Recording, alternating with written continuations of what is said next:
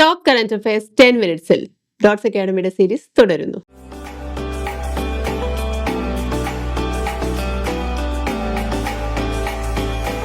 നമുക്ക് ഈ സെഷനിലെ ആദ്യത്തെ ചോദ്യം നോക്കാം. Which country has emerged as a top country with LEED zero green building projects? So top country with LEED zero ആണ്. ലീഡ് സീറോ എന്ന് പറഞ്ഞു കഴിഞ്ഞാൽ എന്താണ്? ലീഡ് സീറോ പ്രോജക്ട്സിൻ്റെ പ്രത്യേകത എന്ന് പറഞ്ഞാൽ net zero or net positive status in the category of carbon, energy, water and waste. അതായത് carbon, energy, water and വേസ്റ്റിൽ പോസിറ്റീവ് റിസൾട്ട് കാണിക്കുന്നതിനെയാണ് നമ്മൾ ലീഡ് സീറോ പ്രോജക്റ്റ് എന്ന് പറയുന്നത്. അപ്പം അതിൽ എമേർജ് ചെയ്തിരിക്കുന്ന ടോപ്പ് കൺട്രി ഏതാണെന്നാണ് ചോദ്യം ചോദിച്ചിരിക്കുന്നത്. അതേതാണ്? ഇന്ത്യയാണ്. സോ അത് ഗ്രീൻ ബിൽഡിംഗ് പ്രോജക്ട്സ് ആണ്. ഈ ലീഡ് സീറോ എന്ന് പറയുന്നത് ഗ്രീൻ ബിൽഡിംഗ് പ്രോജക്ട്സ് ആണ്. So India ranks first globally in LEED zero certified green building projects, surpassing US and China. So US-നെയും ചൈനയെയും മറികടന്നിട്ടാണ് ഇന്ത്യ ഈ സ്ഥാനം കൈവരിച്ചിരിക്കുന്നത്. ഓക്കെ, നമുക്ക് രണ്ടാമത്തെ ചോദ്യം നോക്കിയാലോ. Name the Indian fencer who made history by winning India's first ever medal at the Asian fencing championship. So Asian fencing ചാമ്പ്യൻഷിപ്പിൽ ആദ്യമായിട്ട് ഒരു ഇന്ത്യന് ഫസ്റ്റ് എവർ മെഡൽ കിട്ടിയിട്ടുണ്ട്. അത് ഏത് ഇന്ത്യൻ ഫെൻസർ ആണെന്നാണ് ചോദ്യം. ഫെൻസിങ് ചാമ്പ്യൻഷിപ്പിൽ ആരാണത്? CA ഭവാനി ദേവിയാണ്. So CA Bhavani Devi, she became the first ever Indian fencer to win a medal at the Asian fencing championship in Wuxi, China. Okay, so she secured a bronze medal after losing the semi-final to Uzbekistan's Zainab Daibekova by a narrow margin. So CA Bhavani Devi ഏത് ഫീൽഡുമായിട്ട് ബന്ധപ്പെട്ടുള്ളതാണെന്ന് ചോദിച്ചു കഴിഞ്ഞാൽ ഓർക്കുക, അത് fencing ആണ്. എന്ന് മാത്രമല്ല, Asian fencing ചാമ്പ്യൻഷിപ്പിൽ ഇന്ത്യക്ക് ആദ്യമായിട്ടൊരു സ്ഥാനം, ഒരു മെഡൽ കിട്ടുകയാണ്. And that Asian fencing championship was held in China. അതും കൂടി ഒന്ന് ഓർത്ത് വയ്ക്കുക. ഓക്കെ, നമുക്ക് അടുത്ത ചോദ്യം നോക്കാം. എന്താണ് അടുത്ത ചോദ്യം? In which state Kareri lake is located? Kareri lake എവിടെയാണ്? Kareri lake is in Himachal Pradesh. So it is a shallow, high elevation freshwater lake located on the southern spur of the Dhauladhar range. So Dhauladhar rangeലാണ് Kareri lake വരുന്നത്. Kareri lake എവിടെയാണ്? Himachal Pradesh, 9 kilometre north west of Dharamshala in Kangra ഡിസ്ട്രിക്റ്റിലാണ് Kareri lake വരുന്നത്. Okay, നമുക്ക് അടുത്ത ചോദ്യം നോക്കാം. Name the place in which a mesolithic period rock painting depicting a person tilling a piece of land has been found. So ഒരു വ്യക്തി ലാൻഡ് ടില്ല് ചെയ്യുന്ന ഒരു പെയിൻറ്റിങ് എവിടെയോ കണ്ടുപിടിച്ചിട്ടുണ്ട്. അത് എവിടെയാണ് കണ്ടുപിടിച്ചിരിക്കുന്നതെന്നാണ് ചോദ്യം. എവിടെയാണ് കണ്ടുപിടിച്ചിരിക്കുന്നത്? സൗത്ത് ഇന്ത്യയിലാണ്, ആന്ധ്രാപ്രദേശിലാണ്. ആന്ധ്രാപ്രദേശിലെ ഒർവക്കല്ലു എന്ന് പറയുന്ന village which is in Guntur. അവിടെയാണ് ഇങ്ങനെയൊരു പെയിൻറ്റിങ്, മീസോലിത്തിക് ഈറയിലുള്ള ഒരു പെയിൻറ്റിങ് കണ്ടുപിടിച്ചിരിക്കുന്നത്. പെയിൻറ്റിങ്ങിൽ ഉപയോഗിച്ചിരിക്കുന്നത് നാച്ചുറൽ പിഗ്മെൻറ്റ്സ് ആണ്. റെഡ് കളർ പെയിൻറ്റ്, റെഡ് കളറിൻ്റെ ആ ഒരു കളർ വരാനായിട്ട് ഓക്കർ ആണ് ഉപയോഗിച്ചിരിക്കുന്നത്. ആൻഡ് വൈറ്റ് കളർ വരാനായിട്ട് കയൽനൈറ്റ് എന്ന് പറയുന്ന ഒരു പിഗ്മെൻ്റ് ആണ്, ഒരു മെറ്റീരിയലാണ് യൂസ് ചെയ്തിരിക്കുന്നത്. So Orvakallu is in the lower river, Krishna വാലിയുടെ ലോവർ വാലിയിലാണ്, റിവർ കൃഷ്ണയുടെ ലോവർ വാലിയിലാണ് ഒർവക്കല്ല് വരുന്നത്. സോ ഇതാണ് ആ പെയിൻറ്റിങ്. ആ പെയിൻറ്റിങ് ഇവിടെ ഉണ്ട്, picture. So this is the painting. കളേഴ്സൊക്കെ നമുക്ക് കാണാം, വൈറ്റ് കളേഴ്സും ഓക്കർ കളേഴ്സും ഒക്കെ കാണാൻ പറ്റും. ഓക്കെ, നമുക്ക് അടുത്ത ചോദ്യം നോക്കാം. What is the next question? Name the term referred to a situation in which the Arctic Ocean becomes ice-free during the summer with the sea ice area dropping below 1 million square kilometers. So Arctic ഓഷ്യനിൽ ice free ആവുന്ന ഒരു situation ഉണ്ട്. അപ്പോൾ അതിന് എന്ത് term use ചെയ്യും എന്നാണ് ചോദിക്കുന്നത്. എന്ത് ടേമാണ് അതിന് യൂസ് ചെയ്യുന്നത്?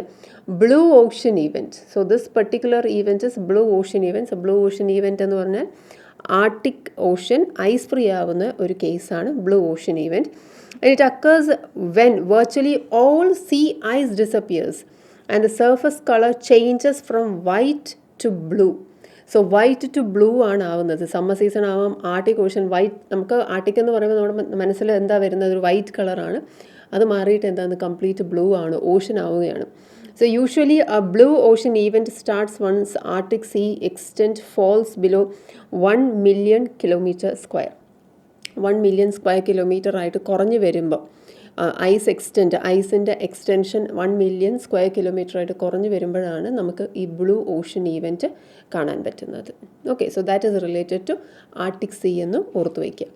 അടുത്ത ചോദ്യം നമുക്ക് നോക്കിയാലോ. Which country has inked an agreement with Pakistan to set up a nuclear power plant at ചഷ്മ?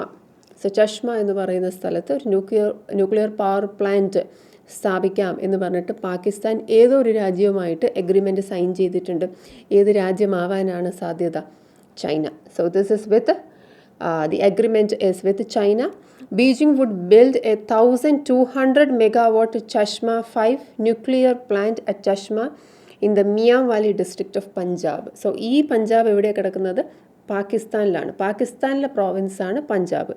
ഇന്ത്യയിലെ പഞ്ചാബ് പോലെ തന്നെ പാകിസ്ഥാനിലൊരു പ്രോവിൻസ് ഉണ്ട്, ദാറ്റ് ഇസ് പഞ്ചാബ്. ആൻഡ് പഞ്ചാബിലാണ് ഈ ചഷ്മ ന്യൂക്ലിയർ പ്ലാന്റ് വരാൻ പോകുന്നത്. And this comes when Pakistan, which is under tremendous financial debt, is not getting multilateral loans or even bilateral assistance without the support of IMF. So ലോണോ financial ഡെപ്റ്റിൽ reel ചെയ്തുകൊണ്ടിരിക്കുകയാണ് Pakistan.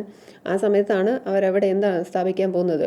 ചഷ്മ nuclear plant ചൈനയുടെ സഹായത്തോടെ സ്ഥാപിക്കാൻ പോകുന്നത്. അപ്പോൾ നമുക്ക് അടുത്ത ചോദ്യം നോക്കാം. What is the rank of India in the annual gender gap report 2024 of the World Economic Forum? So ഈ ചോദ്യത്തിൽ തന്നെ ഒരുപാട് കാര്യങ്ങൾ പറഞ്ഞിട്ടുണ്ട്. ഒന്ന്, ജെൻഡർ ഗ്യാപ്പ് റിപ്പോർട്ട് ആരാ പബ്ലിഷ് ചെയ്യുന്നതെന്നുള്ളത്, that is by the World Economic Forum. ഓർത്ത് വയ്ക്കാം, ആ ക്വസ്റ്റ്യൻ നമുക്ക് വരാം. And this is annual publication ആണെന്നുള്ളതും കൂടി ഓർക്കുക. So what is the rank of India? ഇന്ത്യയുടെ റാങ്ക് വരുന്നത് 129 ആണ്. ഇനി എത്ര കൺട്രീസ് ഉണ്ടെന്ന് ചോദിച്ചു കഴിഞ്ഞാൽ, എത്ര കൺട്രീസിൻ്റെതാണ് ഈ ഒരു ഡേറ്റ വന്നിരിക്കുന്നത് ചോദിച്ചാൽ 146 രാജ്യങ്ങളിലാണ് ഇന്ത്യയുടെ സ്ഥാനം 129 എന്ന് മാത്രമല്ല 2023 ഇൻ 2023 അവർ റാങ്ക് വാസ് 127. കുറച്ചും കൂടി മെച്ചപ്പെട്ട റാങ്ക് ആയിരുന്നു നമുക്ക്. We have slipped 2 ranks below, നമ്മൾ താഴോട്ട് പോയിരിക്കുകയാണ്, 129ാമത്തെ റാങ്ക്. ആൻഡ് നമ്മളെ അടുത്ത നെയ്ബറിങ് കൺട്രീസിൻ്റെ ഒരു സ്റ്റേറ്റ് നോക്കിയേ.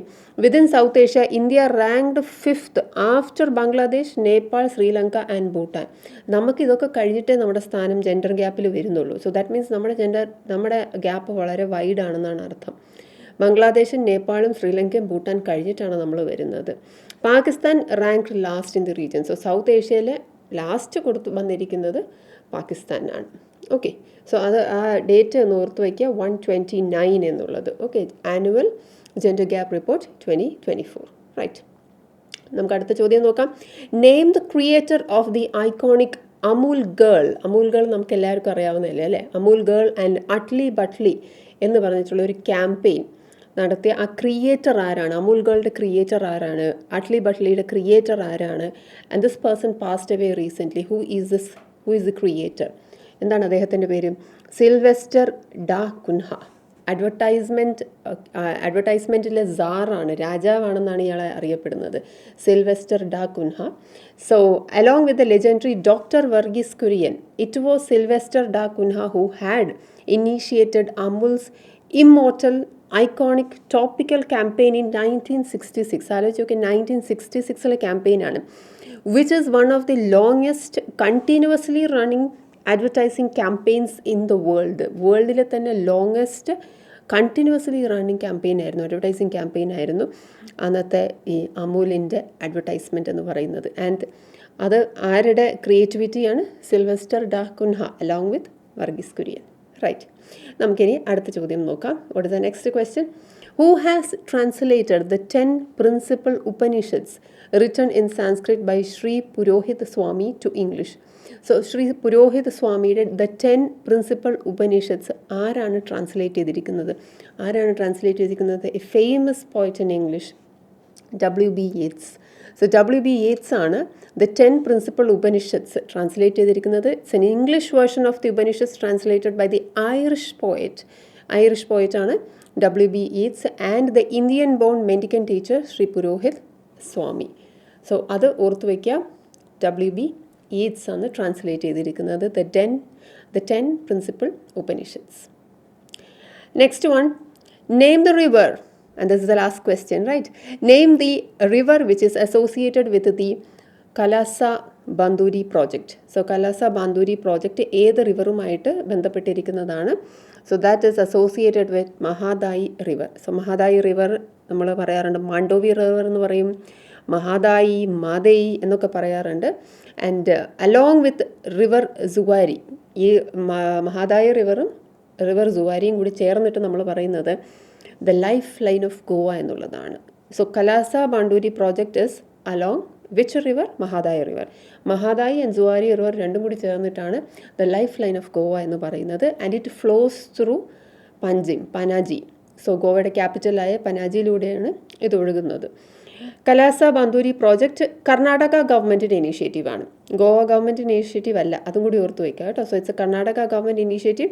It aims to divert water from Mahadayi project to Malaprabha river. So Malaprabha റിവറിലേക്കാണ് മഹാദായി റിവറിൻ്റെ വാട്ടർ ഡൈവേർട്ട് ചെയ്യാൻ ഉദ്ദേശിക്കുന്നത്. മലപ്രഭ റിവർ കൃഷ്ണ റിവറിൻ്റെ ട്രിബ്യൂട്ടറി ആണെന്നുള്ളതും കൂടി ഓർത്ത് വയ്ക്കുക.